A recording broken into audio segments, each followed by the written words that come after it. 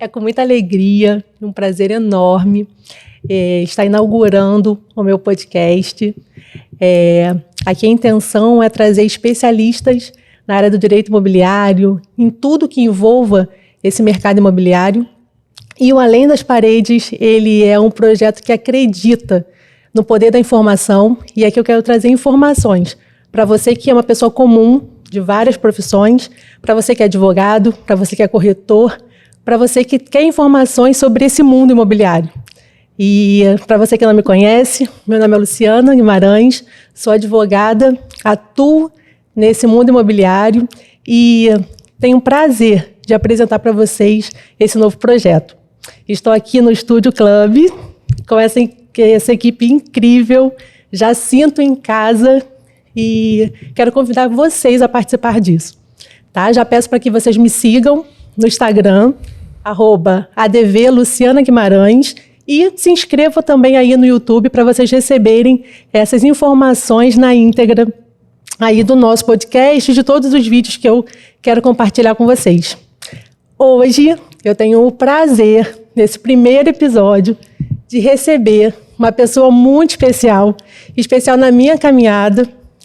Quando eu fazia faculdade, eu já atuava em cartório de notas, mas ele me fez ter uma vontade, um prazer no direito imobiliário.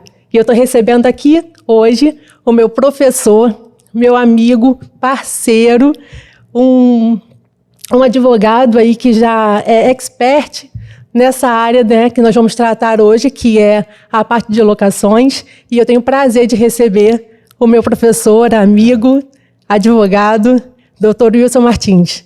Nossa, muito prazer, Luciana, seja bem-vindo aqui. Olha, na verdade eu que fico super honrado aí do seu convite, né? Imagina, acho que você não me contou, hein? Que era o primeiro podcast que tá aí, né? Pô, a responsabilidade só aumenta. Estamos estreando e que felicidade. Imagina, Luciana, então na verdade eu que fico super honrado aí, sinceramente, do seu convite. Acho que o projeto do Além das Paredes está extremamente, muito bacana. Acho que você vai ter oportunidade com o seu conhecimento e com o network que você tem de verdade trazer pessoas que vão acabar colaborando com um segmento que é o mercado imobiliário, Sim. que é o direito imobiliário, e isso tem um impacto social enorme. Então, Luciana, na verdade, a honra é toda minha por ter aí se recebido o seu convite e fico aí super à sua disposição, tá bom? Que bom. Então, nesse primeiro episódio, nós vamos falar sobre quais as perspectivas e o cenário do mercado de locações. Me fala um pouquinho do senhor.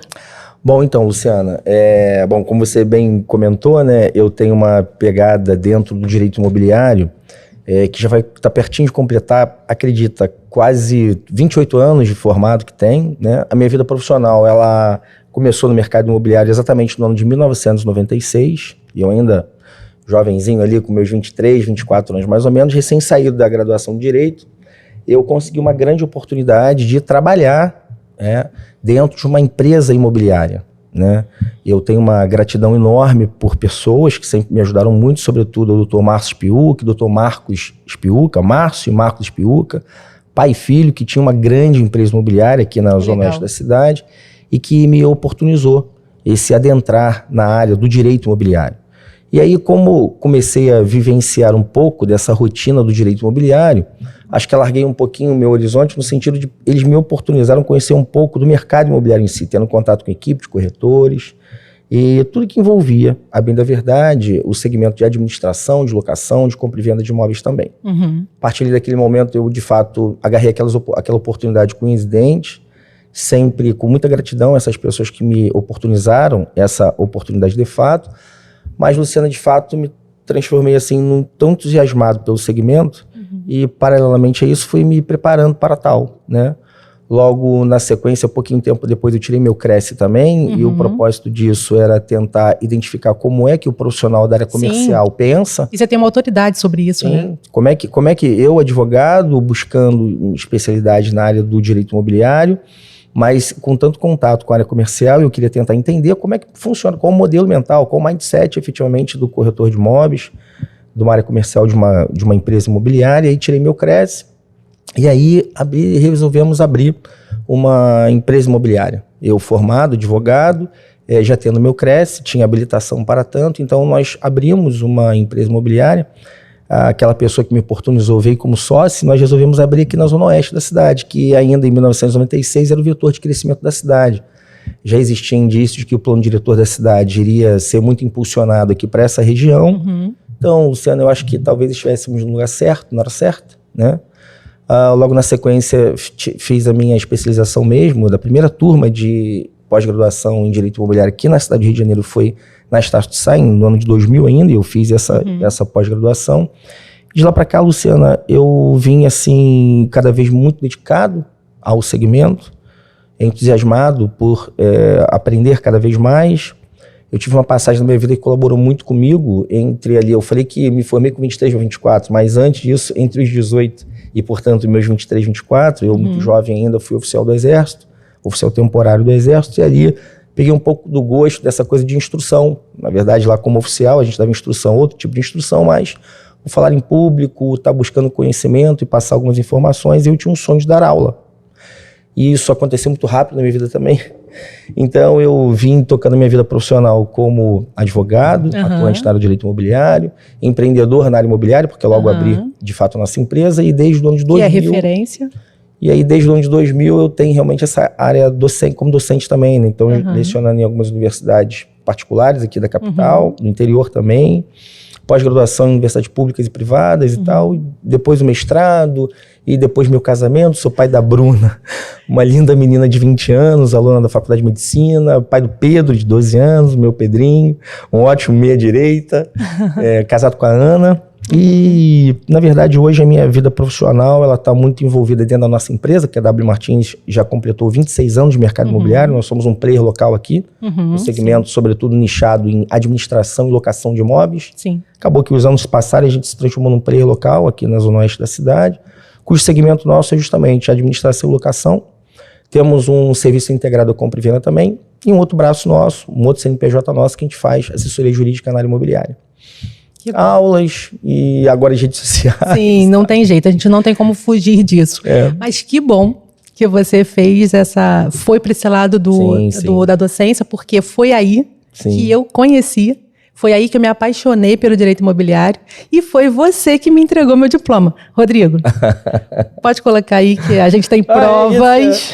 Que legal, que legal. A gente tem provas de que ele estava lá em 2014. Olha só. Caramba, não tinha tanto cabelo branco. A mesma cara, todo mundo bacana, igual. Cara. Isso. E aí a gente tem aí a prova de que eu sou apaixonada pelo direito imobiliário por uma influência sua. Poxa. E sou muito feliz, realmente realizada por estar te recebendo no primeiro episódio, né, dessa caminhada aí no direito, nesse mundo imobiliário. Eu confesso, francamente, eu não lembrava que eventualmente eu tinha que te entregue o seu diploma, mas isso faz com que, Lu, de coração faz todo sentido, né? Sim, então, nessa sua jornada aqui agora, dentro do seu podcast, então eu fico super honrado e envaidecido mesmo, como estudante do direito, como acadêmico, como profissional super atuante mesmo na área do direito imobiliário. Então, acho que o docente, cara, o principal papel nosso é plantar uma semente, né? Então, se eventualmente deu certo, no caso de você Estamos tá aí aqui e eu sou a prova disso. Bacana. Eu quero fazer desse momento aqui um momento em que pessoas normais, comuns, do dia a dia ali, que vivem do que você tem a experiência, a expertise, que é da parte de locação. Eu quero que esse momento aqui seja para pessoas que olhem o podcast e verifiquem uma dúvida, que sane uma dúvida ali.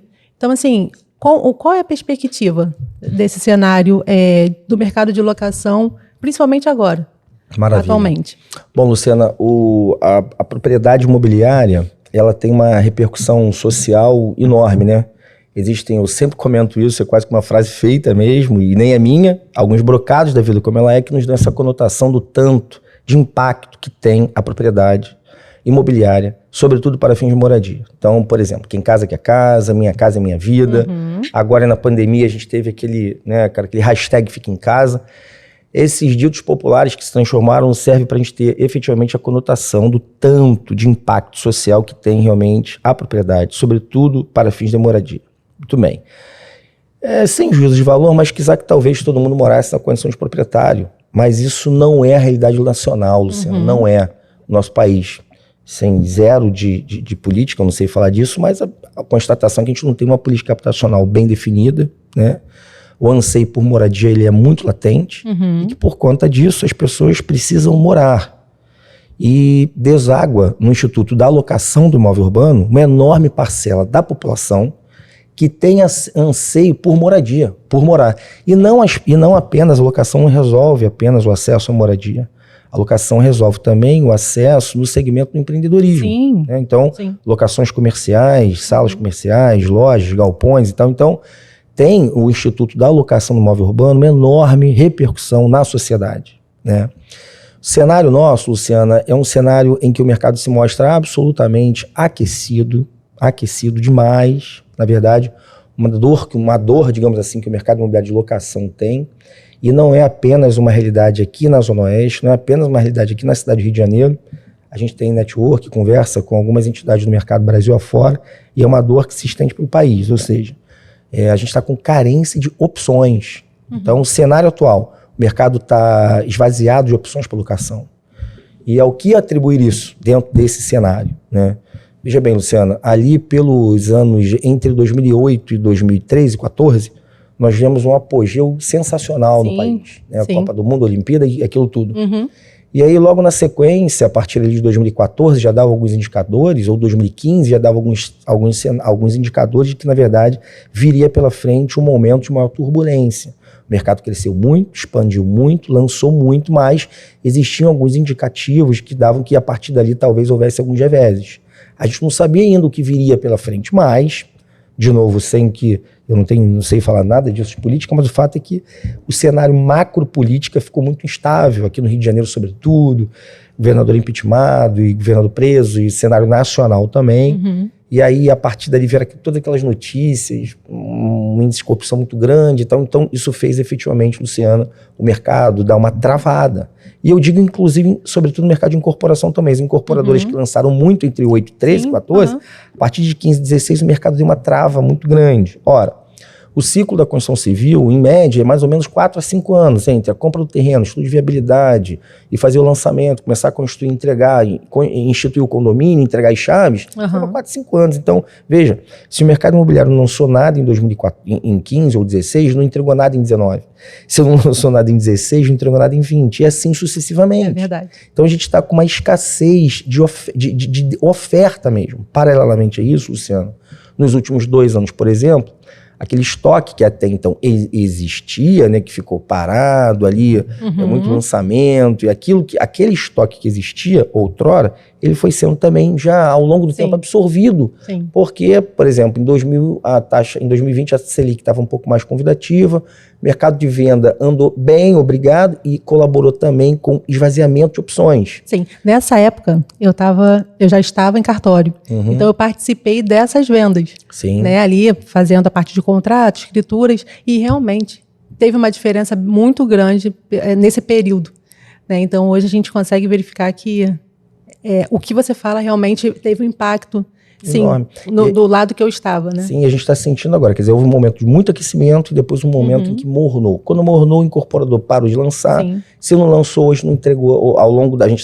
É o que eu chamo de um hiato no ciclo, né? Então, você veja, a gente está com carência de opção. Então, o cenário atual, como a gente tem poucas opções de disponibilidade para locação, o fato é que o mercado sinaliza uma elevação do valor do aluguel, tá? Então, o cenário atual, pra você ter ideia, lá na administradora, lá na W Martins, na nossa empresa, a gente está com um número de rescisões contratuais pequenos. Por quê? Porque o locatário, quando ele pensa em se mudar, e ele vai para o mercado verificar, ele mora num 3 quartos. Quando ele vai para o mercado procurar, até no intuito de fazer um downgrade, enxugar um pouco a sua despesa, ele vai encontrar um 2 quartos pelo mesmo valor do que ele já paga no 3 quartos. Então ele fica. Então a gente está com um giro menor no mercado, então o cenário vai no sentido de que, de fato, a alocação está muito aquecida, pouca oferta e um viés de alta na alocação. Bom, como só para, assim, essa tua primeira pergunta, no que se refere à perspectiva, na minha opinião, acho que as perspectivas são as melhores. Né? Sobre qual, em que sentido? Acho que esse hiato no ciclo tem de passar, né? Daí mais um pouquinho, eu acho que vai começar a chegar novas ofertas para o mercado, né? Eu acredito piamente nisso, mas identifico o mercado de imobiliário de locação que ele vai se manter aquecido, né? Por que isso também, Luciana? Porque vem uma geração, que é a chamada geração Y ou Z, né? E é uma galera mais desapegada, né? O que eu quero dizer com isso? Eu tenho 50 anos, ao meu tempo, há 20 e poucos anos atrás, é como se papai dizia, meu filho, ó, você se formou aí, tá trabalhando, vamos guardar um dinheirinho para comprar alguma coisa. E muita gente tem esse sonho, né? Sim. O sonho da casa própria ali. Sim, sim. E não é dizer que essa geração que vem aí atrás, não é dizer que eles não têm esse sonho ou que eles não vão comprar. Eles vão comprar, mas o fato é que, até pela expectativa de vida que foi um pouco para diante, talvez dê para esperar um pouquinho, que o pessoal lá atrás não tinha logo que comprar alguma coisa. Então, eu acho que esse pessoal que vem atrás, eles são mais desapegados e pretendem ter a experiência de morar primeiro e eventualmente comprar. Então o mercado vai ficar super aquecido. Isso aqui é só mais um dado. Eu tive participando do ICXP, que é um grande evento do mercado imobiliário em Curitiba, no ano passado, e ali eu vi um dado que muito me impactou.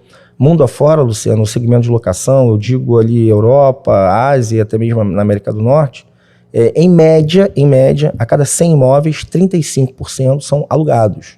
Hong Kong é 50%, Alemanha 40 e poucos por cento, Canadá 30 e muitos por cento. A cada 100 moradias, em média, 35% a quase 40% são alugadas. Aqui no Brasil, esse índice é entre 18% e 20%. Então, você veja o potencial de crescimento como perspectiva, que efetivamente eu acredito que o mercado imobiliário ainda tem muito para se expandir no que se refere aí à locação.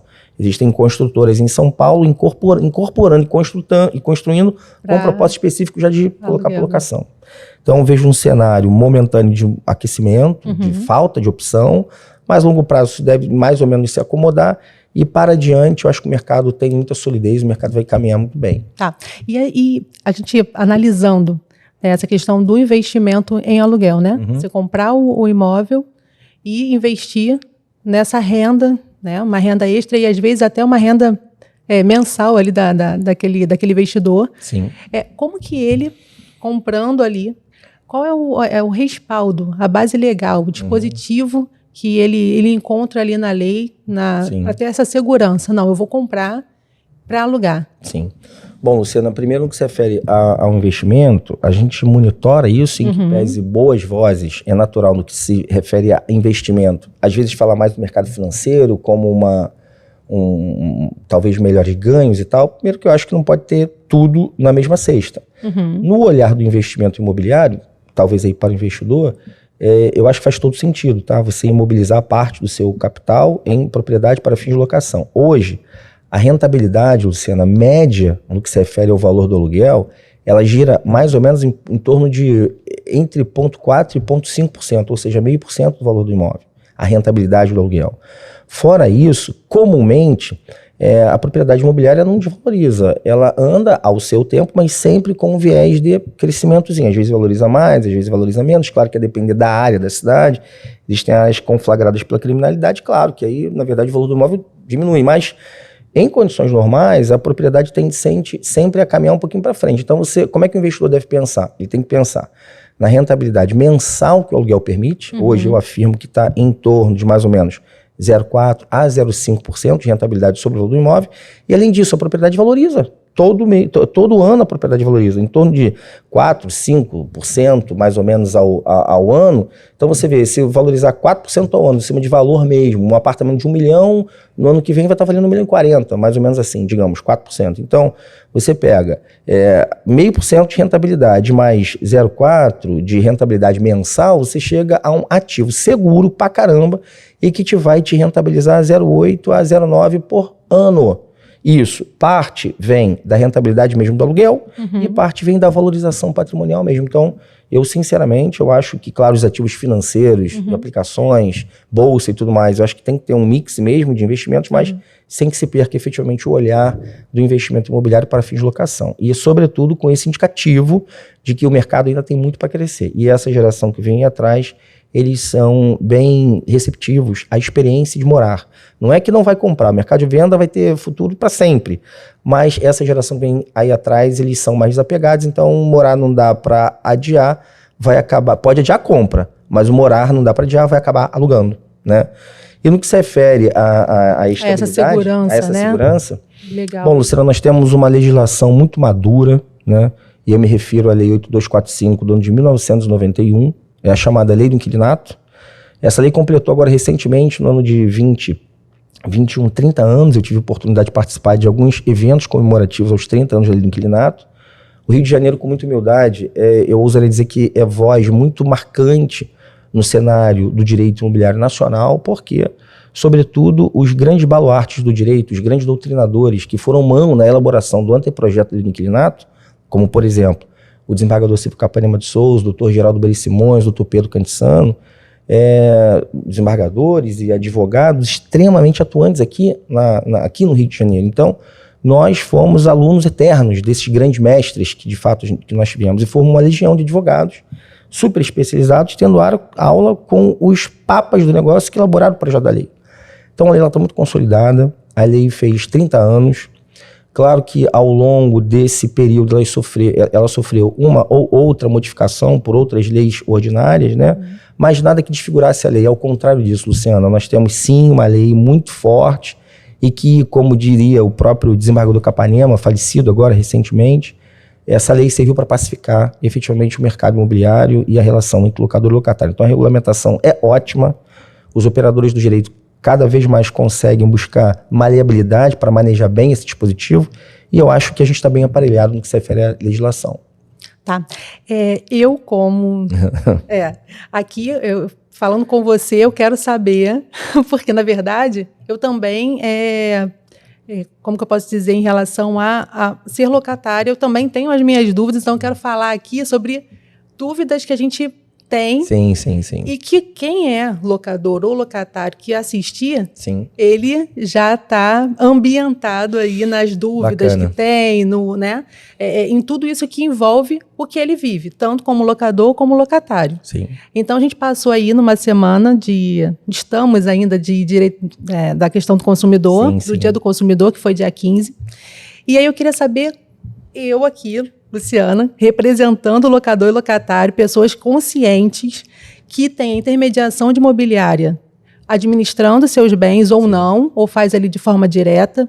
Como que o código ali, o CDC, ele atua para esse tipo de relação de aluguel ali, de locação? Luciana, a sua pergunta, de verdade, ela é ótima. O universo jurídico muito já debateu efetivamente sobre isso. Mas eu acho que hoje está muito pacificado. Deixar essa dica, né, para quem é consumidor por conta da semana, né? Mas você veja bem uma coisa, Luciana. Então, como é que hoje a jurisprudência está pacificada e como é que, de fato, a gente está entendendo isso? O Código Civil sofreu uma grande transformação. Em 2002, nós tivemos o Código Civil totalmente remodelado, digamos assim, né? O artigo 2036 do próprio Código Civil, quando o Miguel Reale já estava lá nas disposições finais, nas disposições transitórias, estava quase terminando o Código Civil, ele deve ter tido um insight e pensou, opa, peraí, nós falamos de locação aqui no Código Civil, ele pelo artigo 500 e pouco, mas locação de coisa. E aí ele deixou claro o seguinte, se a matéria for locação do imóvel urbano, lá no artigo 2036 do próprio Código Civil, é como se o Código Civil dissesse assim, ó, se a matéria é locação do imóvel urbano, me fecha e vai para a lei especial. Então, é muito importante a gente compreender que, de fato, no segmento do Instituto da Locação, nós temos uma lei especial. E essa lei, alguns chamam, inclusive, de um verdadeiro código de locações, porque, ao mesmo tempo, cuida de muita coisa. Ela cuida de locação residencial, não residencial e locação para temporada. É o direito material aplicado. E, além disso, cuida também dos procedimentos, ou seja, as ações que estão ali à mercê desse segmento do Instituto da Locação. Então, despejo renovatório, revisional, ação consignatória. Muito bem. Então, por isso, um verdadeiro código de locações. Então, é como se a lei de locações, salvo os princípios gerais de direito, princípio geral de direito, a defesa, do contraditório, claro que uma ação tem direito de defender. Então, fora os princípios gerais de direito, a lei especial ela tem prevalência, inclusive, Luciana, sobre o Código de Defesa do Consumidor. Mas calma. Sobre qual aspecto? Estou aqui como locador ou locatário. E aí, prevalência sobre... Então, a lei do inquilinato é a lei que deve regular a relação locatícia. Então, ela não se aplica na relação... O Código de Defesa do Consumidor, ele não se aplica na relação locador-locatário. Agora, aonde é que o Código de Defesa do Consumidor se aplica? Na relação do prestador de serviço, como, por exemplo, na gestão de uma carteira de contrato de locação. Perfeito. Administradoras, imobiliárias, corretores de imóveis, nesse momento, estão vendendo serviço. E aí, na relação entre o prestador de serviço e o consumidor do serviço de administração de imóveis, portanto, o locador, para com a administradora, ou o locatário para com a administradora, para com o corretor de imóveis, para com a imobiliária, aí sim, necessariamente, essa relação se aplica com a defesa do consumidor. Mas que fique claro, que na relação entre o locador e o locatário, a lei que tem predominância é, de fato, a lei do inquilinato. Tá. Quando a gente faz um contrato, né, para reger toda essa questão do aluguel aí, a gente percebe que tem algumas dúvidas do locador, do locatário, quanto a garantia. Qual é a garantia que eu posso ali aplicar nesse contrato? Porque assim, até então eu estou alugando meu imóvel. Então, qual é a garantia disso? Então, eu queria que você explicasse quais as garantias que a gente tem e na rescisão contratual, como que ficaria esse tipo de garantia, como que seria feito? Sim, maravilha. Bom, Luciana, o contrato de locação, ele tem uma característica que ele se prolonga num tempo, comumente, que não é pequeno. Né? Então, por exemplo, não é obrigatório, mas os contratos de locação residencial comumente são celebrados pelo prazo de 30 meses. Na locação por temporada, 90 dias. Na locação não residencial, que na verdade é o tecnicismo melhor apropriado, ao se denominar locação comercial, a lei chama de locação não residencial, que também o prazo é comumente longo, extenso.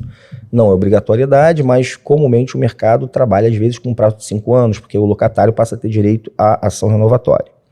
Então você veja que os prazos, sobretudo no residencial e no não residencial, que é o comercial, são prazos longos. Às vezes existem locações que ultrapassam 5, 10, 15 anos, 20 anos de locação. Então, você veja, quando você tem uma obrigação de trato sucessivo, de obrigações que se sucedem todo mês, há um encontro de obrigações, né? Então, a probabilidade de inadimplir um contrato de um dia, a probabilidade de inadimplir é 24 horas, mas um contrato de 5 anos, você veja quanto tempo tem que eventualmente pode ocorrer um revés no locatário e eventualmente existir uma inadimplência. Inadimplência é essa que, quando ela ocorre, ela fica cara. Porque você tem que garantir todos os encargos de locação, aluguel, condomínio, IPTU, danos ao imóvel, que pode ter uma eventual multa rescisória e tudo mais. Então, é comum, diante disso, é muito comum, é quase que uma cultura instalada, mas não é obrigatório, mas é quase uma cultura instalada que, de fato, ao celebrar o contrato de locação, ande junto um pacto acessório de garantia. A lei do inquilinato, ali no seu artigo 37, ela traz um elenco que, ao meu sentir, é um elenco taxativo e não exemplificativo. Então, a gente trabalha meramente com 4 hipóteses de admissibilidade, não tem uma quinta via. Ou você trabalha com fiador, aquela figura tradicional, né, o fiador e tal, ou você trabalha com seguro-fiança, e aí são grandes players, seguradoras, sem que fazer propaganda, mas existem grandes players nacional mesmo, como a Porto Seguro, a Potencial, a Tóquio Marine, são grandes seguradoras pesadérrimas, eu digo economicamente, empresas super consolidadas que têm esse produto chamado seguro-fiança. Então nós temos fiador, seguro-fiança, a caução, que comumente o mercado imobiliário, quando a gente fala em caução, o pessoal vincula isso ao depósito, em dinheiro. Sim. Quando que, na verdade, tecnicamente, o nome dessa garantia é caução em dinheiro, né? Essa caução em dinheiro está limitada a 3 vezes o valor do aluguel. Temos também a caução em bens móveis, isso não foi recepcionado pelo mercado. Caução em título de capitalização, no qual o proprietário, administradora, inquilino, imobiliário, o advogado do proprietário, do inquilino, o corretor, negociam um valor, um aporte financeiro. Comumente o mercado trabalha entre 6 até 10 vezes o valor do aluguel e se compra um papel junto a alguns bancos ou junto a algumas seguradoras, em que esse papel, portanto, que vale entre 6 a 10 vezes o valor do aluguel, é mais ou menos isso, esse papel é comprado e esse dinheiro fica dentro da operadora, dentro da seguradora ou dentro do banco.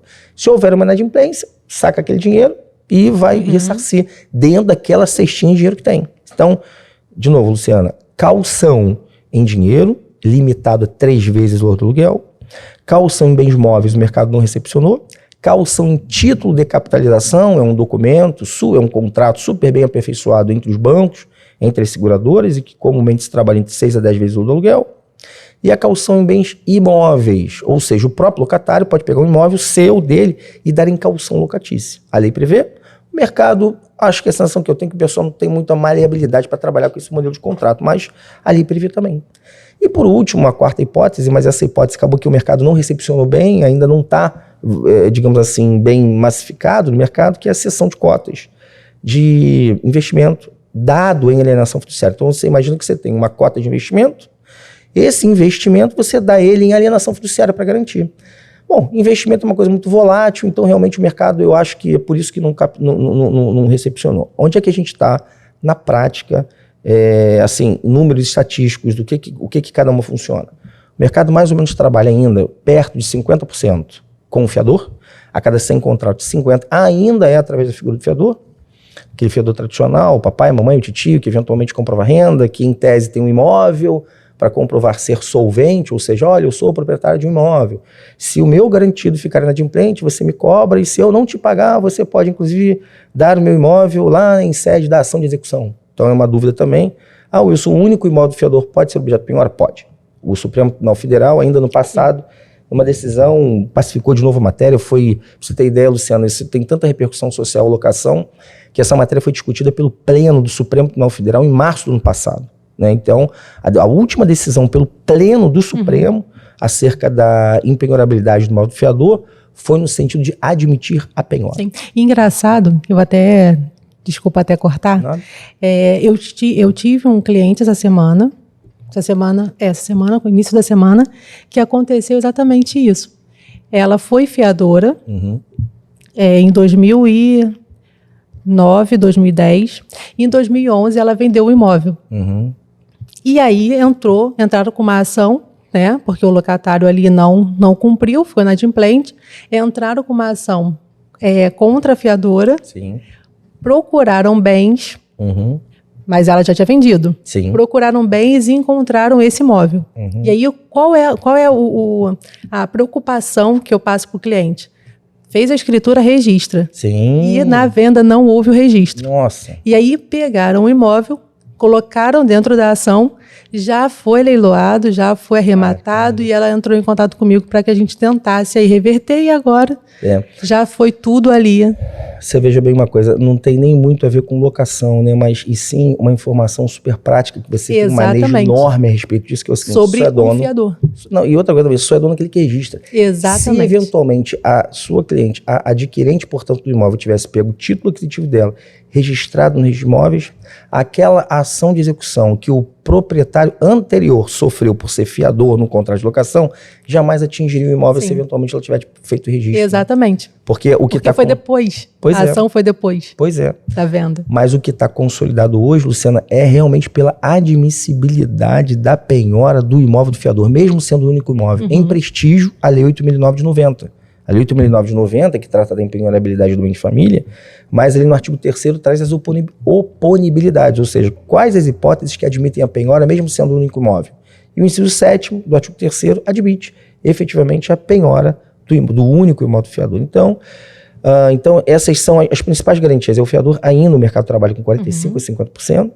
A gente percebe que a caução, ela vem sendo também caução de dinheiro, né, limitada, sim, a 3 vezes o aluguel.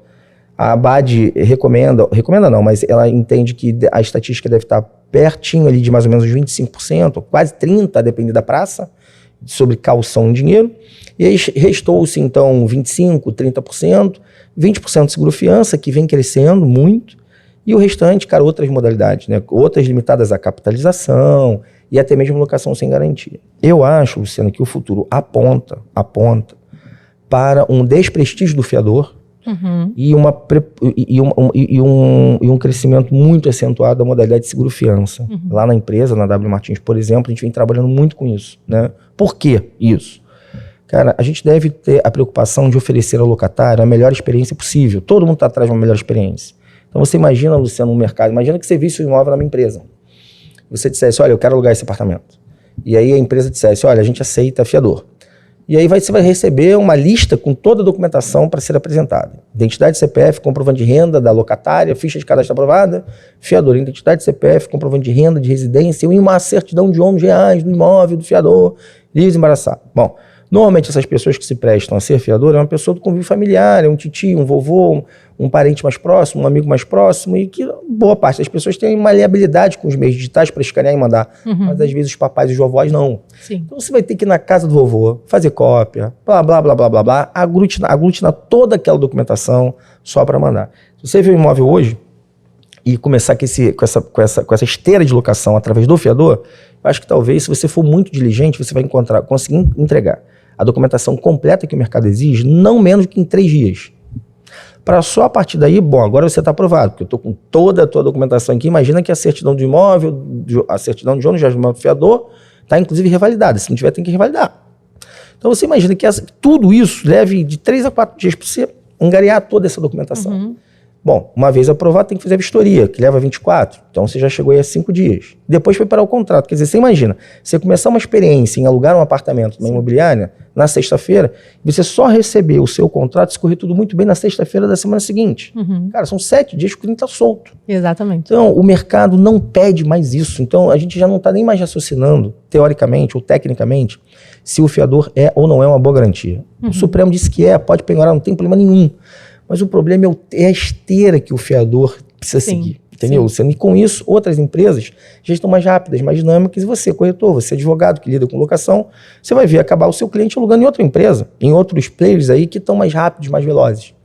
E a velocidade na contratação, ela está invariavelmente no seguro-fiança, porque as companhias seguradoras, elas hoje injetam dentro do corretor de imóveis ou corretores de seguro especializados que conhecem desse sistema e que, portanto, atendem imobiliárias, atendem a corretores. O cara tem um sistema da seguradora injetado.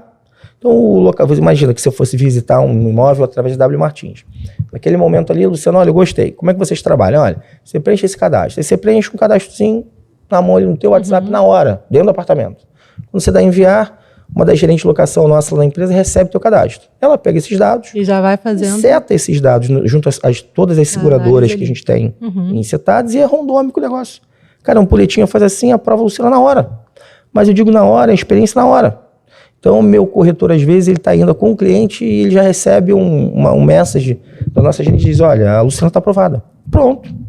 O grande problema, Luciana, às vezes ainda é o custo do seguro-fiança. Né? Mais que a gente tem percebido uma trajetória de tornar esse produto mais acessível. A própria Porto Seguro tem produtos mais acessíveis, é potencial também. E tem um percentual em cima do Olha, valor? Assim, o mercado trabalha... Hoje o mercado ainda trabalha, claro que a depender do score do cliente, tá? Mas aproximadamente em torno de 1 a 1,3 do valor do aluguel. Em torno de, média, 12% do valor do aluguel. Mas, a depender da imobiliária, né, você tem taxas muito mais competitivas. Em razão, por exemplo, imagina que a empresa tem uma entrega muito grande de produtos junto à seguradora, seguro incêndio, ou um volume de seguro-fiança tal, então tem uma taxa mais competitiva. Ou então um produto, como por exemplo um produto bem desenhado, customizado em algumas seguradoras, que é um produto que custa mais em conta e que, por exemplo, normalmente o produto básico do seguro-fiança, ele garante 30 lugares, 30 condomínios e 30 IPTUs. É o chamado LMI, Limite Máximo Indenizável. Pô, Luciana, vamos combinar? A estatística da inadimplência é um pouco de mito, tá? A inadimplência não é fora da mão. Eu ouso dizer a você que isso dado também estatístico da ABAD, a inadimplência na locação ela fica perto de 4%. E esses, quer dizer, tem 96% das pessoas que pagam em dia. E esses 4% ainda são diluídos a ponto de não ser necessário entrar com ação de despejo, paga durante... Né? Então, o que a gente tem percebido é que talvez merecesse, e as seguradoras vêm fazendo esse movimento, de diminuir o LMI, ou seja, limite máximo indenizável. Em vez de 30 vezes, trabalhar com um prazo de garantia menor, próximo de 20. Existem produtos já montados, elaborados, que estão nessa toada. Então, barateando, como por exemplo, a próximo de 8% do valor do aluguel. Então, aluguel de R$1.000, R$80 por mês. Aluguel de R$1.000, R$80 por mês, que é quanto o locatário paga para, então, não pedir ninguém para ser fiador e ter uma dinâmica, uma experiência muito mais rápida. Então, o futuro aponta, eu acredito, para produtos mais simples, produtos cuja cobertura seja até menor, não precisa de 30 meses talvez, né? Com um prazo de cobertura menor, e o efeito disso é que vem a baratear. Paralelamente a tudo isso, eu acho que é por isso que eu estou muito empilhado nesse sentido, de acreditar muito no seguro-fiança. Existe um projeto de lei de autoria do Dr. Gabriel Feijó e do Dr. Arnon Smervumovic. Eu sempre tenho dificuldade de falar o nome do Dr. Arnon. Mas esses dois advogados aqui também, inclusive cariocas, tiveram um mérito enorme, um grande legado, né, que tomara que passe isso. Esse projeto ele foi O deputado Hugo Leal, deputado federal pelo Rio de Janeiro, encampou esse projeto. Então, ele, em tese, lá no parlamento, o deputado é o autor do projeto que trata do despejo extrajudicial. Se a bola da vez é um baita momento. Sim, vamos falar sobre isso. Então, se o despejo extrajudicial passar, o tempo do despejo vai ser muito menor. Sim. Então, as coberturas podem ser por um prazo menor, barateando e resolvendo uma grande angústia que o mercado tem, que é não consegue ter garantias. Mas aponta, eu acho, para o seguro-fiança pela experiência de rapidez. Tá, mas a pessoa que está nos vendo, que faz o tradicional, Sim. Fez lá a garantia, caução, 3 vezes o aluguel. Ao dinheiro lá. Sim. Quando ele faz a rescisão desse contrato, como que é feito esse cálculo? Porque às vezes é uma dúvida. Sim, né? total. Às vezes as pessoas pagam até, eu não sei se é o seu caso, de repente você paga aí o valor dos 3, achando que né, tá lá no contrato, se eu encerrar antes de terminar o prazo ali determinado, eu vou pagar os 3 aluguéis ali. Então, assim, rapidamente, só para quem está assistindo... Tem muita informação aí para a gente poder botar um pinguinho no i.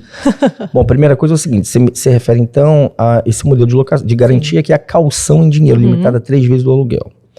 A locação, aliás, a caução, ela é uma garantia. Ela, em tese, deve ser utilizada diante da inadimplência. Existem, às vezes, algumas dúvidas, as pessoas trazem a seguinte dúvida, olha, a minha garantia é caução em dinheiro, então eu deixo de pagar os 3 últimos aluguéis? Não, não é isso. Na verdade, o locatário ele tem que pagar até o último momento que ele devolver as chaves, e naquele momento da devolução das chaves vai se observar, tem inadimplência? Não, não tem inadimplência.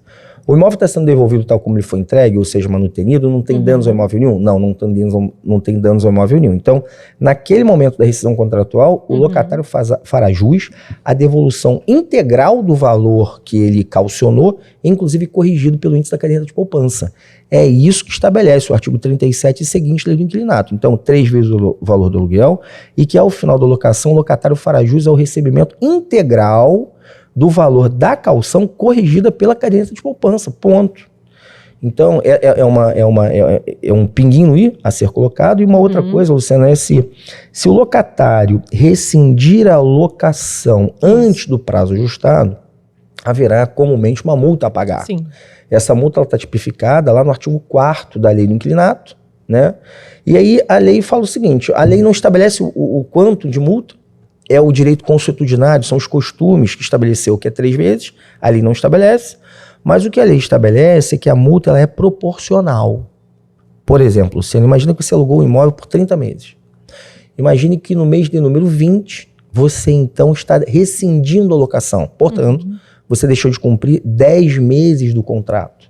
Então a multa ela é calculada em cima daquele prazo que você deixou de cumprir. Então imagina um aluguel de 1.000, cuja base de cálculo seja 3 vezes. Então a multa cheia é R$3.000. Você vai pegar esses R$3.000, vai dividir pelo prazo cheio do contrato, no caso 30 meses. Se você dividir 3.000 por 30, você vai encontrar como resultado 100. Então você vai pegar esses R$100 e multiplicar pela quantidade de meses que você deixou de cumprir. Então a multa nesse caso, nesse exemplo hipotético, seria de R$1.000, ou seja, 1/3 da multa. Por quê? Porque você está deixando de cumprir 1/3 do contrato. Isso é muito importante. Sim. A sociedade ser esclarecida a respeito disso, sim, tá? Sim. Porque às vezes a pessoa trabalha, o corretor, ou a imobiliária, a administradora, ou o proprietário vai cobrar 3 vezes cheio. Não pode. Não pode. A multa ela é proporcional ao prazo que o locatário deixou de cumprir. Então, nesse caso da caução, se o locatário tem calcionado 3 vezes, a multa é 1 mês, tá bom, tudo bem. Ele vai embora, ele usa-se a caução para pagar essa multa de 1 mês e os outros 2 meses tem que ser devolvido, corrigido pela caderneta de poupança.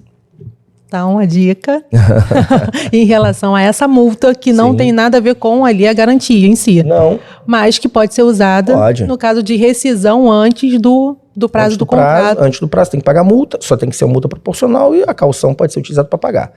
Pega um pedaço desse dinheiro, paga a multa, eventualmente aquilo que sobejar, aquilo que ultrapassar, tem que ser devolvido ao locatário. Tudo bem? Perfeito. E como Além das Paredes, ele é bem prático aqui, para que quem está assistindo, para quem vai ali ver nossas redes sociais, assistir no YouTube, para ser bem prático, tanto para o locador quanto para o locatário, me fala assim, um dever, o direito de quem está assistindo, que faz parte dessa relação e que às vezes não sabe.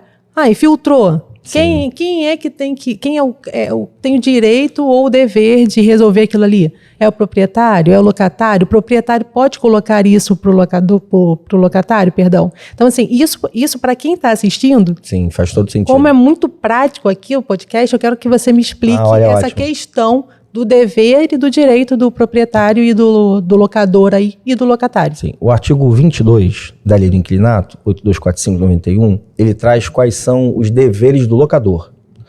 E o artigo 23, logo na sequência ali, ele traz quais são os deveres do locatário. Então, Luciana, é muito importante para o profissional do mercado imobiliário, corretor, advogado, aquele que faz a gestão de carteira, ou que trabalha no segmento de locação, que eu super recomendo irem trabalhar nesse segmento porque ele é aquecido e já comentei que é para onde o futuro aponta, vai sempre se manter aquecido, mas tem que conhecer. Então, uma dúvida muito recorrente, sabe aquele ditado que você sente quando dói no bolso? Então, eu vou falar de um dever que dói no bolso. Sim. E que precisa ficar muito claro isso. Por exemplo, Luciana, a Lei do Inquilinato, ela permite que o condomínio seja pago pelo locatário, né? Nós sabemos que o condomínio é um encargo próprio terreno, adere à coisa, a responsabilidade direta é do proprietário perante o condomínio, mas se o imóvel está alugado, a lei permite com que esse encargo seja repassado ao locatário. No entanto, nós sabemos que dentro do valor do condomínio, vem, vez por outra, as chamadas cotas extras. Uhum. E essas cotas extras, Luciana, elas precisam ser depuradas, porque nem toda cota extra é da responsabilidade do locatário.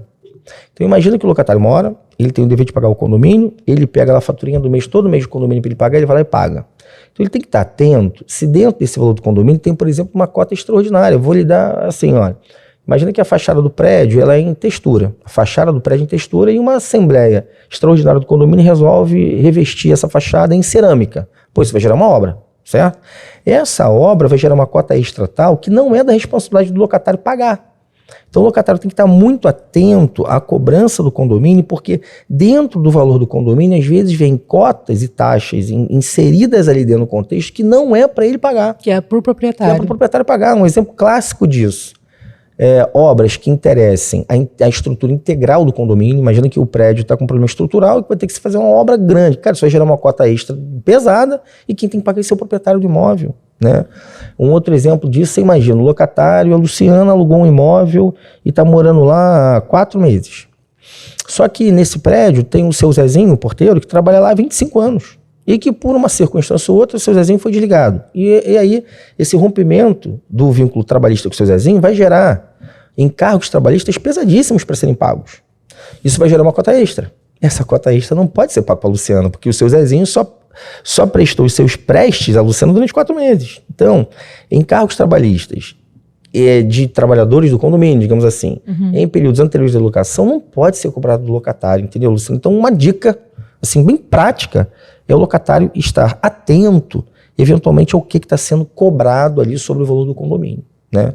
Junto ao proprietário do imóvel, fica uma dica, tá, Luciana, no sentido de que parece que as obrigações locatícias são muito mais do locatário do que do proprietário, o que não é o caso. Então fica aqui o alerta aos investidores, aos proprietários de imóveis, colocam seus imóveis para alugar, no sentido de buscar ou aconselhamento, ou estar muito bem orientado pela administradora, pelo corretor, pelo advogado, no sentido de que o artigo 22 ele é tão grande quanto o 23. O 22 traz as obrigações do proprietário e o 23 traz as obrigações e os deveres do locatário. Se você vê esses dois artigos, eles são grandes e eles são quase que do mesmo tamanho. Quer dizer, é um ledo engano achar que só quem tem obrigação é o locatário. E não é o caso. Então, exemplo singelo, tá? O locador, por exemplo, ele é obrigado a responder pelos vícios e defeitos ocultos anteriores à locação. Imagina que você aluga um apartamento em Copacabana. Bobamente dizendo, e é com carinho, ama a nossa princesinha do mar Copacabana, mas o mais novinho lá tem 50 anos, o edifício mais novinho, então acho que tem não sei quantos anos, tem um lançamento. Então, a maioria dos empreendimentos de Copacabana tem 40, 50 anos. Ora, é natural que a tubulação vai colapsar, porque tem um tempo de desgaste. Agora você imagina que eventualmente aquilo colapsou. Esse vício, claro que o locatário não pegou uma furadeira e furou o cano, não é isso? Mas houve um grande problema de vazamento no apartamento, então, pelo desgaste natural do material, que é o cano de água. Isso é do proprietário, entendeu, Luciana? Em que pese, eu uso dizer a você que a lei do inquilinato, ela dá a entender, e é bem firme isso também, ali no artigo 35 da lei do inquilinato, que o contrato pode ajustar que todas as benfeitorias, independentes necessárias, úteis ou voluptuárias, poderão ser direcionadas ao proprietário. Ao locatário, independente da natureza. Mas eu acho que o papel da empresa interveniente, do corretor, do advogado, da administradora da imobiliária, quer fazer um pouquinho desse papel de interveniente mesmo na coisa, entendeu, Luciano? Então você veja, que culpa tem, imagina o Luciano, locatário, que alugou um apartamento em Copacabana agora e que está com um problemaço na parte hidráulica, que você alugou tem 4 meses, e esse cano tá lá há 60 anos, cara. Entendeu, Luciano? Então, entendi. Eu acho que fica a dica, no sentido que tanto o profissional do mercado que te segue, que acompanha, que vê seus podcasts, como também para as pessoas, como você falou, para o público em geral, sim, buscar informação, buscar conhecimento. Então, e hoje todo mundo tem acesso à informação e tal, cara, se você for no Google, digitar lei do inquilinato, 8245, artigo 22 e 23 vai trazer quais são essas obrigações, esses deveres, e eu destaco aí a atenção ao locatário para cuidar o que ele está pagando, sobretudo que se refere ali ao condomínio, e ao proprietário ter ali, procurar manter, na medida do possível, sempre o imóvel manutenido na hora de entregar para o locatário, até para o final exigir da mesma maneira. Uma dica muito importante para as partes é fazer uma vistoria inicial. Dizer que tem uma vistoria bem feita no início da locação, a maneira pela qual nós te entregamos as chaves, ao final terá um norte balizador de como é que você tem que devolver. Então, locação sem vistoria não é recomendável. Acho que é uma dica, uma super dica da hora aí também. Sabe? Então, não adianta, na inadimplência, o proprietário não pagar o condomínio porque imputou isso ao locatário, ele não fez. Então, não adianta ele não pagar o condomínio porque ele pode aí sofrer uma sanção, aí, de repente, um leilão do próprio imóvel. Claro. Em função do não pagamento ali da inadimplência do condomínio. Por mais que ele tenha colocado isso para o locatário, sim, o proprietário ele tem que observar que se não pagou, o locatário não pagou o condomínio, ele tem a obrigação ali de mantendo até que seja regularizado, senão ele pode perder o imóvel. Na gestão da carteira, né? Na gestão no compliance, digamos, a gestão de carteira de contrato de locação, quando a gente está diante da inadimplência, claro que o proprietário fica sabendo porque ele não recebeu a grana do aluguel dele. Mas não é só isso, o aspecto financeiro, e sim legal também em o gestor imobiliário que faz a gestão da carteira e tudo mais, orientar, recomendar ao proprietário que aquela inadimplência que será solucionada entre locador e locatário, com uma ação de despejo ou uma execução e tudo mais, por mais que o contrato de locação determine que quem pague é o locatário, lembre-se que é uma obrigação próprio terreno. A relação é condomínio-proprietário. O condomínio pode entrar com uma ação de execução e eventualmente essa propriedade ir a público leilão, já numa ponta final lá, né? Então, mesmo que o locatário não pague, a recomendação que a gente sempre dá é para que o proprietário mantenha em dia. E depois, por uma outra via, a gente vai acabar cobrando isso do locatário, ou despejando e depois executando os débitos que tiverem, mas eu penso sim que em meio ao inadimplemento do locatário, é recomendável que o proprietário, se tiver oportunidade, se tiver chance, mantenha esse encargo em dia sim. Perfeito. A gente fala muito dessas coisas na parte teórica, né? Olha, a lei fala isso, não faz isso, mas lá na sua administração, sim, você já viu alguma coisa na prática, assim, de um dever de um locatário que ele não é o proprietário que tem que fazer? Você já viu isso lá na prática? Nossa, Luciana, a gente, na verdade... Me conta então aí. Assim, a gente lida com algo muito essencial para o ser humano, que é a moradia, né? E dá problema na minha casa, na sua casa, na casa de todo mundo. Então, fazer a gestão de carteira de um contrato de locação, de uma gestão de uma carteira de contrato de locação, o podcast vai acabar, não sei quanto, se eu vou ficar te contando aqui tanto de mas falam assim fala. Que pode ser até recorrente para quem tá assistindo aqui. Bom, Luciana, certa ocasião, nós recebemos um telefonema de um locatário dizendo o seguinte: olha, eu moro aqui no condomínio tal, e a minha bicicleta foi roubada no condomínio. Meu carro foi arranhado no condomínio. Eu estou com uma briga com o meu vizinho, porque eu achei que ele... Assim... Então você veja bem, Luciano, é importante, profissional que atua no mercado, a gente ter a exata limitação da nossa atuação, senão o nosso segmento vira um caos. Se você trouxer todos os problemas das moradias para dentro da administradora, a preocupação é que o profissional ele se desencante, tamanho a turbulência que eventualmente venha a ser. Então, por exemplo, Wilson Case, já aconteceu, roubo de bicicleta, a batida de carro dentro do condomínio e tal, e o locatário, ele faz contato conosco no sentido, olha, eu quero que resolva. Senhor, olha, do momento que você está ocupando o imóvel, você é um condômino, não obstante ser locatário. Então, você, condômino, você tem os mesmos direitos de defender os seus direitos dentro da vida condominial. Então, você está absolutamente resguardado em fazer contato com o síndico ou com a administradora do condomínio e reclamar sobre a bicicleta que foi furtada. Se é que o condomínio vai indenizar ou não. Não estou nem entrando nesse mérito. Então, cases diários, Luciana, no sentido de vazamento que eventualmente ocorre, né? Então, é um detalhe muito interessante. Isso não é algo fora do propósito ou fora da mão, mas acontece, claro, vazamento normal, né? A água tem um poder de penetração faraônico. Então, existe isso. Então, a gente precisa analisar. Lá na empresa, a gente tem um setor de relacionamento, por exemplo. Então, o locatário liga, ele vai ser atendido. E a gente procura ouvir aquela dor e orientá-lo. Se é um caso de manutenção, que está da responsabilidade dele. Se é uma obra que ultrapassa as responsabilidades dele e eventualmente possa ser que seja do proprietário. A gente faz esse equilíbrio na relação contratual entre locador e locatário.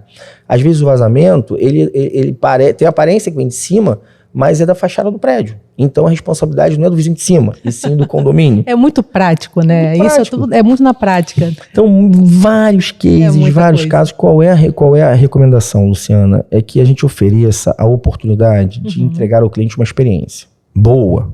A experiência boa não quer dizer que ele vai ouvir que a responsabilidade não é dele. Então, existem pessoas que ligam, olha, mas isso não é meu, isso não é responsabilidade minha. Calma, olha, por isso. Reflete um pouquinho, sim. O senhor está no imóvel há 5 anos, há 4 anos, caramba.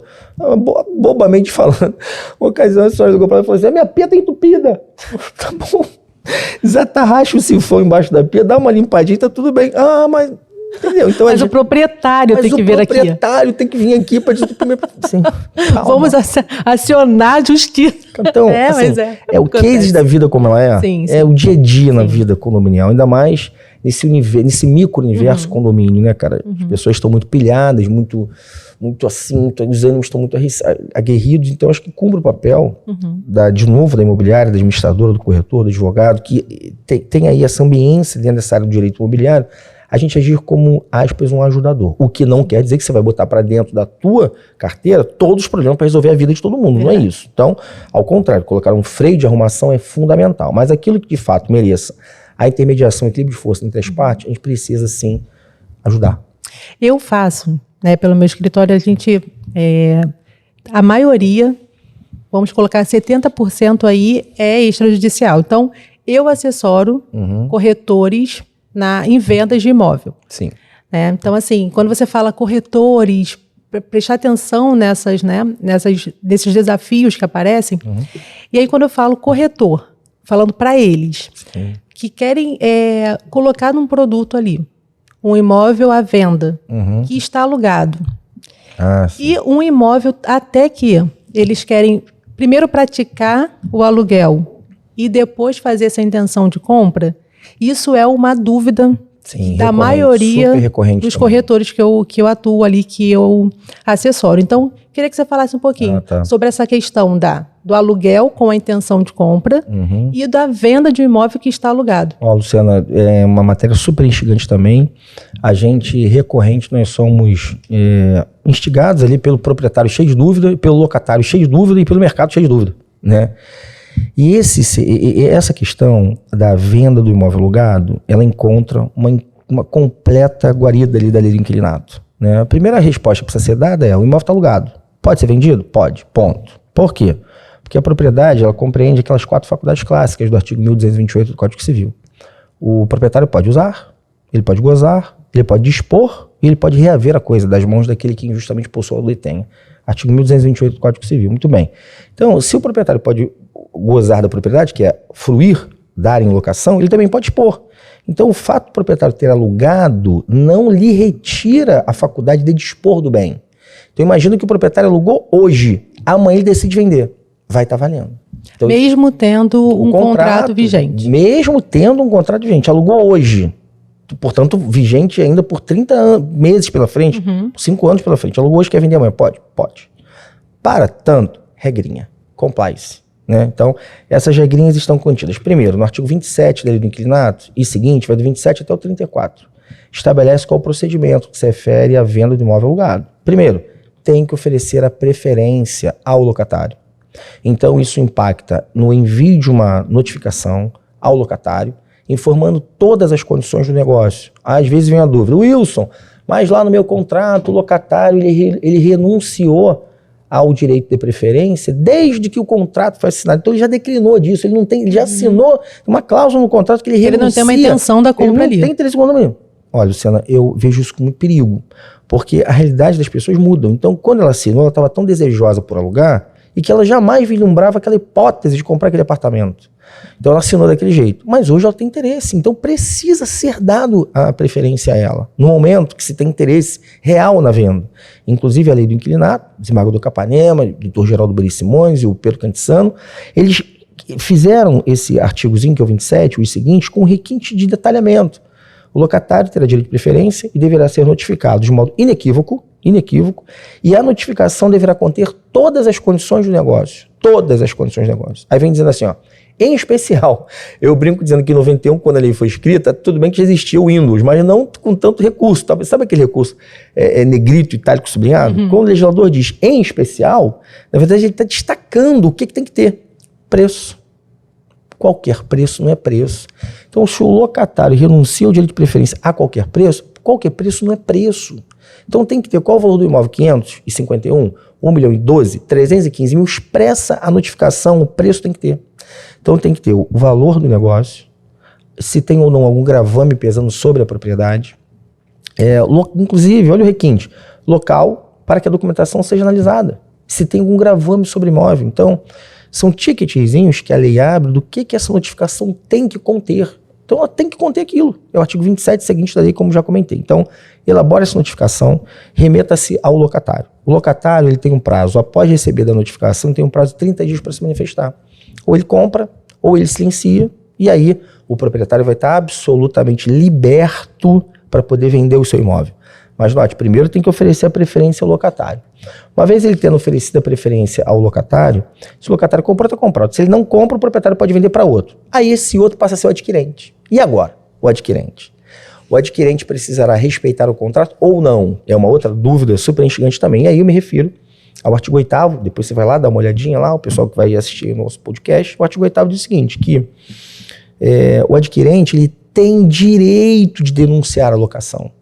Então, a pessoa compra o apartamento que está alugado e ele tem direito de denunciar a locação, bastando para tal notificar o locatário, e o locatário terá um prazo de 90 dias para a desocupação. Salvo se. Então, a regra geral é o adquirente pode desfazer o contrato. Note, o proprietário anterior, o proprietário que assinou o contrato de locação, ela não tem essa faculdade de desfazer a locação porque quer vender. Ele não pode fazer isso, Luciana. Ao contrário, o artigo 4º da lei, primeira parte, diz: locador é obrigado a respeitar o contrato durante sua vigência. Então, o proprietário não pode, durante a vigência, pedir para vender. Importante o corretor entender isso. Vale lá o princípiozinho da lei do inquilinato. Ele vai vender com ele alugado. Uma vez vendendo com ele alugado, dá preferência. O locatário não compra. Alguém compra. Esse alguém passa a ser o adquirente. E o adquirente pode desfazer o contrato, dando ao locatário o prazo de 90 dias para desocupação. Salvo se, número 1, o contrato estiver por prazo determinado. Número 2, o contrato contiver a chamada cláusula de vigência. Alguma coisa, Luciana, que a gente escreve em 2 linhas ou em 2 páginas. Como assim cláusula de vigência?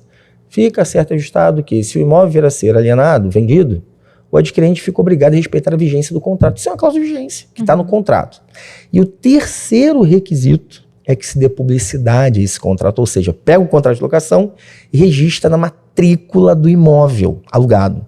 Artigo 167, inciso 1º, número 3 da Lei de Registros Públicos. De novo, artigo 167, inciso 1º, número 3 da Lei de Registros Públicos, acolhe lá naquele inciso 1º desse artigo todos os itens ou contratos passíveis de serem registrados. Está lá a locação.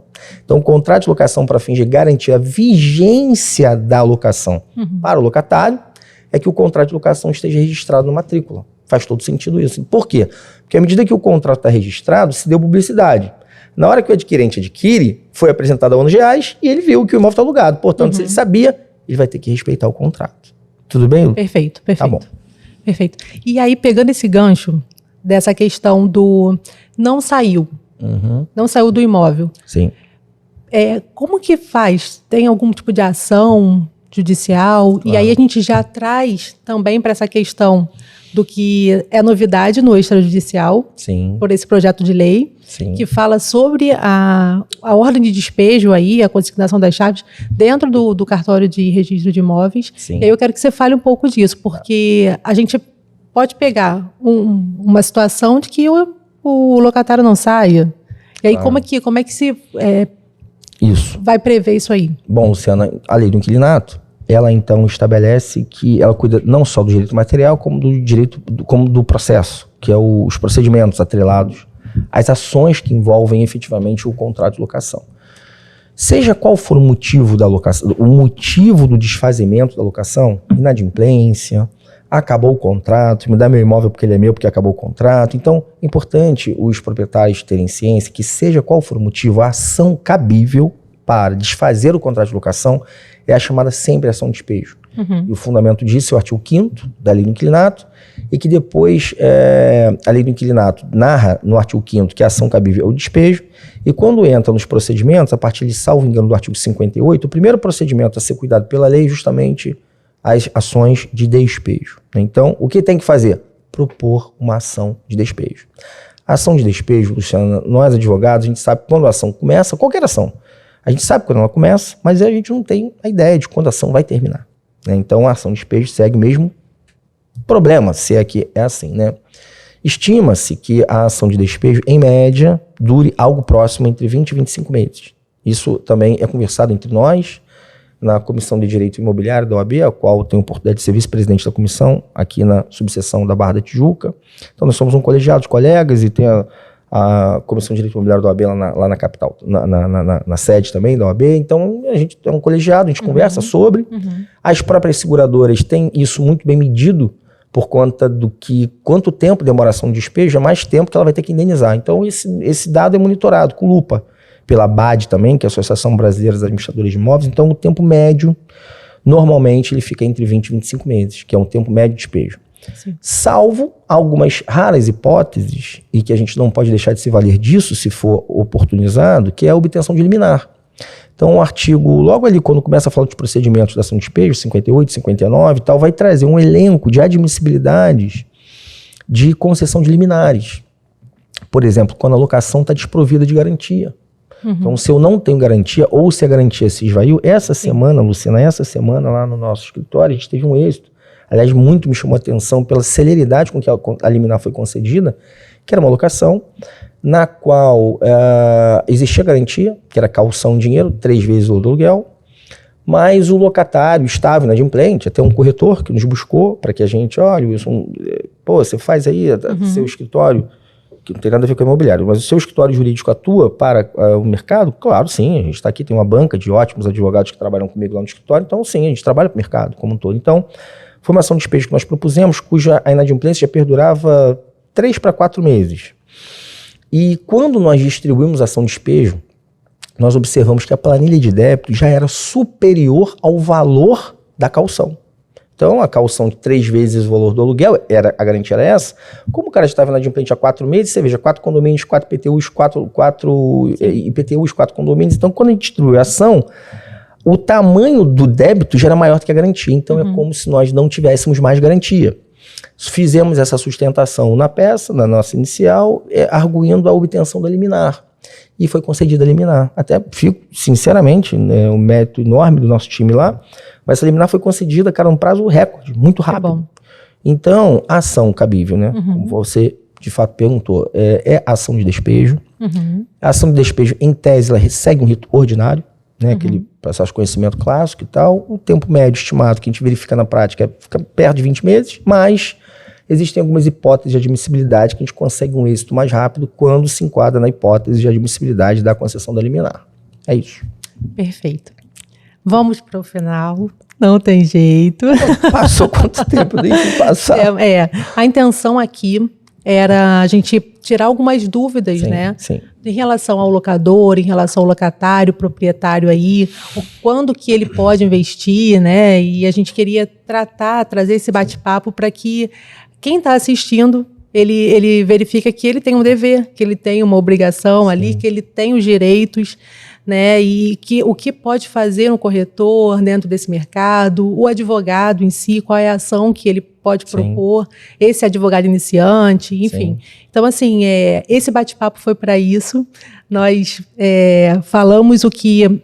não dá para falar sobre tudo, porque é muita coisa, né? Mas eu acredito que tenham alcançado o propósito que era de quem está assistindo se ver ali, né, nessa situação e conseguir aí resolver de forma, né, prática. É claro que em alguns momentos vai precisar de um advogado. Sim, sim. Né? Mas quem está assistindo, que está vendo o que está acontecendo, olha, eu posso fazer dessa forma, essa é minha obrigação.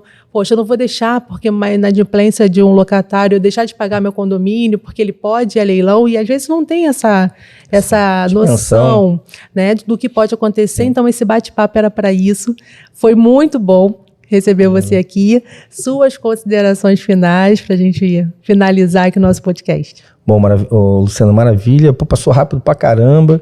Bom, super obrigado de verdade, Luciana, pelo convite, pela honra e pela confiança de estar aqui participando no seu Além das Paredes, no seu podcast. Isso, o mercado recente de informação, então acho uma baita iniciativa. Obrigado pelo convite. Todas as vezes que você precisar, eu volto aqui com enorme satisfação, porque de verdade está dentro do meu propósito de vida também. Eu recebi muita entrega do direito imobiliário, eu recebi muita entrega do mercado imobiliário, eu sou muito feliz no que eu faço. E conforme te falei, estou com 50 anos, acho que já me sinto suficientemente maduro para reconhecer que a gente deve ter como propósito de vida também devolver um pouco daquilo que a gente entrega. Isso é um dos motivos também que eu me mantenho na academia, dou aula há muitos anos, você sabe disso. Sim. Lembrei que foi minha aluna. Minha prova. A minha grade é sempre muito pequena nas universidades, porque o meu dia a dia lá na nossa empresa, a nossa história é muito pesado, muito instigante, intenso, né? Mas não largo da academia pela paixão que tem e propósito também de estar podendo colaborar um pouquinho em trazer informação. Então, Luciana, eu que agradeço. Muito obrigado, né, pela oportunidade. A gente falar sobre um mercado que eu acho que é um mercado extremamente pujante. Super recomendo ao corretor, ao advogado atuar nessa área, porque a gente lida num segmento que ele é muito pujante, muito necessário em sociedade, sabe? Sim. As pessoas moram realmente em tantas famílias como locação, então ter um especialista, ter alguém para tomar conta dessa relação, eu acho que efetivamente faz todo o sentido. Então, conta comigo, obrigado aí por você que nos ouve, que nos deu a oportunidade de estar aí no podcast da doutora Luciana, e eu humildemente fico aqui sempre muito envaidecido e grato da confiança e oportunidade. Isso. E o Além das Paredes, ele tem um propósito desse poder da informação. Então, assim, aqui a gente vai tratar de informações para que as pessoas que terem acesso a tudo isso, né? Então, assim, foi um prazer esse primeiro episódio. Né? Eu acho que é uma coisa que as pessoas realmente do dia a dia ali usam, né? Atuam. Então, assim, foi um prazer enorme e que aqui ele vai funcionar sempre com esse poder de passar informação, de tratar, de cuidar das pessoas. Então, assim, está inaugurado, então, aí. Posso deixar só uma informação? Claro, pode. Se você me permite, Luciana, sempre, todas as terças-feiras, às 19 horas, eu tenho feito lives. Sim, eu assisto. E comento. Eu tenho feito algumas lives falando sobre o mercado e sobre direito imobiliário. Meu Instagram é Wilson Martins, _WM. Então, eu fico honrado aí também. Siga a doutora Luciana e, eventualmente, terça-feira, se tiver oportunidade, assista lá nossas lives, que a gente sempre tenta trazer algum conteúdo sobre o mercado e sobre o direito imobiliário. Wilson Martins, _WM. Isso aí. Obrigada, Estúdio Club, sempre, gente. Olha, eu não sei se eu tenho desconto, não tenho desconto ainda, né? Nada, não tem desconto para ninguém, gente. Quiser fazer o podcast aqui, eu vou conversar sobre isso. Mas assim, é uma equipe, é uma família, você se sente em casa aqui. Então, você que quer fazer esse podcast aí, que você quer dar um upgrade aí no seu negócio, enfim, vou fazendo a propaganda aqui, tá? Eles são incríveis. Muito obrigada pela oportunidade que está dando a gente para fazer aqui. E muito obrigada de novo, meu professor, meu amigo, Valeu, Lu. Meu advogado aí, meu parceiro. Muito obrigada para quem assistiu. Espero que vocês gostem e esteja aqui acompanhando a gente todo mês. Tchau!